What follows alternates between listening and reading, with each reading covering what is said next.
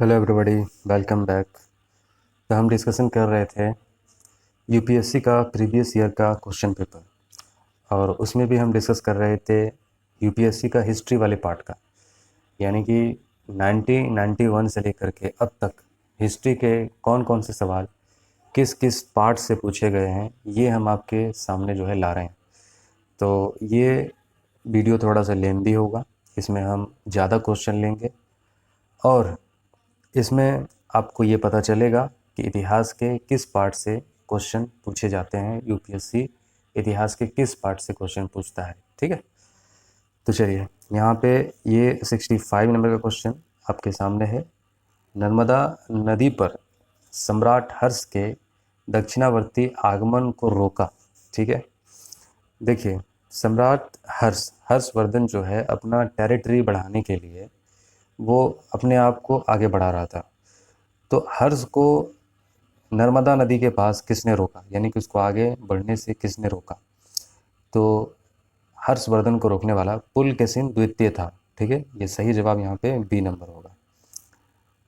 66 number में question पूछा था, प्राचीन जैन धर्म के संबंध में निम्नलिखित कथनों में से। तो जैन धर्म से ये सवाल पूछा है। देखिए, हर एक साल के पेपर आप देख लीजिए, एक सिमिलैरिटी आपको देखने को मिलेगा जैन धर्म से और बौद्ध धर्म से। यहाँ से क्वेश्चन एक दो क्वेश्चन हर साल पूछे जाते हैं, जैन धर्म से बौद्ध धर्म से, ठीक है। ये ट्रेंड रहा है यूपीएससी का। तो यहाँ पे आपको जैन धर्म से सवाल पूछ रहा है कि कौन सही है। स्थलभाव के नेतृत्व में दक्षिण भारत में जैन धर्म का प्रचार हुआ, ठीक है। पाटलिपुत्र में हुई परिषद के पश्चात जो जैन धर्म के लोग भद्रबाहु के नेतृत्व में रहे वे श्वेतांबर कहलाए, ठीक है। श्वेतांबर वो कहलाएं जो सफ़ेद वस्त्र धारण कर लिए, ठीक है। और दिगंबर वो कहलाएं जो नंग होकर के वो जीवन व्यतीत करने लगे। सफ़ेद वस्त्र धारण करने वाला श्वेतांबर ये उत्तर भारत में जो है फैल गए, और दिगंबर जो निग्न नग्न वस्तु में मतलब में जो थे, जो जैन ऋषि मुनि, वो दक्षिण भारत में चले गए, ठीक है। तो प्रथम शतक ईसा पूर्व में जैन धर्म को कलिंग राजा खारवेल का समर्थन मिला, ये सवाल है। और बौद्धों को विपरीत जैन धर्म की प्रारंभिक अवस्था में जैन धर्म के लोग कुछ चित्रों का पूजन करते थे। तो देखिए, यहाँ पे आपके सामने सही जवाब सी नंबर है कि कलिंग के राजा खारवेल जैन धर्म को जो है ईसा पूर्व यानी कि ईसा के जन्म के पहले जैन धर्म को ये मतलब संरक्षण दिया करते थे। 67 नंबर का क्वेश्चन, निम्नलिखित चार वेदों में से किस एक में जादुई माया और वशीकरण का वर्णन है? तो ये अथर्ववेद में है। ये बहुत सिंपल सवाल है। निम्नलिखित कथनों पर विचार कीजिए। चीनी तीर्थयात्री फायान ने कनिष्क द्वारा आयोजित की गई चतुर्थ महान बौद्ध परिषद में भाग लिया, ठीक है। तो पहला तो ये हो गया, चीनी तीर्थयात्री हेनसांग ने हर्ष से मिला और उस बौद्ध धर्म का प्रतिरोध पाया, ठीक है।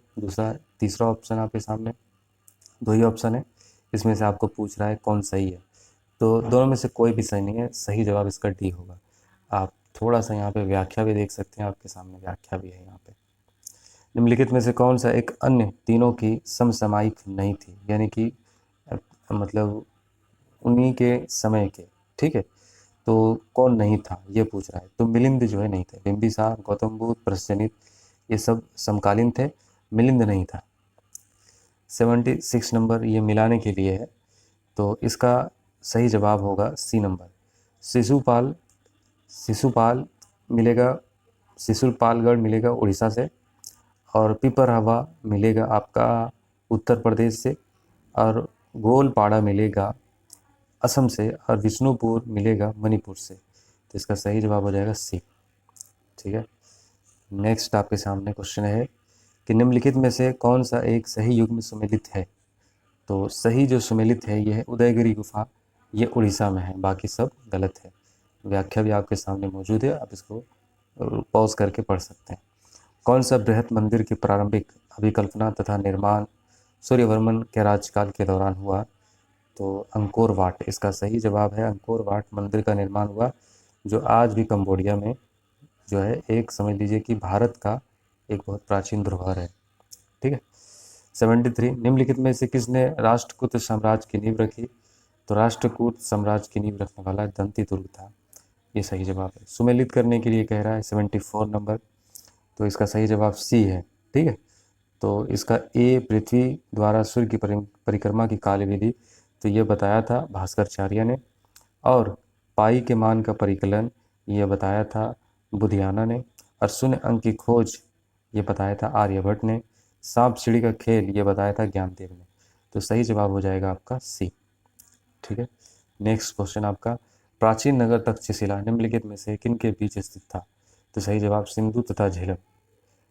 नेक्स्ट क्वेश्चन 76, प्राचीन काल के भारत पर आक्रामकों में के संबंध में निम्नलिखित में से कौन सा एक सही कालक्रम है? कालानुक्रम है। तो सही कालक्रम आपको बताना है यूनानी शक कुषाण, यूनानी कुषाण शक, शक यूनानी कुषाण, शक कुषाण यूनानी। तो देखिए सबसे पहले भारत के ऊपर कौन आक्रमण किया? तो यहाँ पे सबसे पहले भारत पर आक्रमण करने वाला यूनानी है, फिर उसके बाद शक है, फिर कुषाण है। तो सही जवाब हो जाएगा आपका ए। निम्नलिखित कथनों पर विचार कीजिए। 77, दक्षिण भारत के इक्ष्वाकु शासक बौद्ध मत के विरोधात्मक थे, पूर्वी भारत के पाल शासक बौद्ध मत के समर्थक थे। सही जवाब बी होगा कि पूर्वी भारत के पाल शासक ही जो है बौद्ध धर्म के समर्थक थे। 78 नंबर का क्वेश्चन पूछ रहा है, इलाहाबाद स्तंभ शिलालेख निम्नलिखित में से एक संबंध है कहाँ से? तो ये संबंध है समुद्रगुप्त से।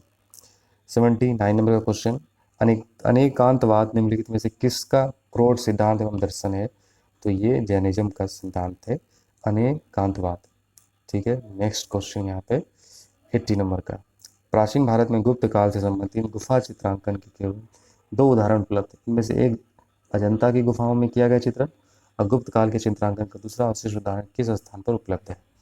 तो ये बाघ गुफाएं इसका सही जवाब है। व्याख्या भी आपके सामने है। धर्म तथा ऋतु भारत की प्राचीन वैदिक सभ्यता के केंद्रीय विचार को चित्रित करते हैं। इस संदर्भ में निम्नलिखित कथनों में बहुत कठिन सवाल है, इस तरह के सवाल भी कैसे पूछता है। धर्म व्यक्ति का दायित्व और स्वयं तथा दूसरों के प्रति व्यक्तिगत कर्तव्य का संकल्पना था। ऋतु मूलभूत नैतिक विधान था जो सृष्टि और उसमें अंतर्निहित सारे तत्वों को क्रियाकलापों को संचालित करता था। तो इसमें से आपको पूछ रहा है, तो ये दोनों बात सही है, सही जवाब है। सिंधु घाटी सभ्यता के संदर्भ में निम्नलिखित कथनों पर विचार कीजिए।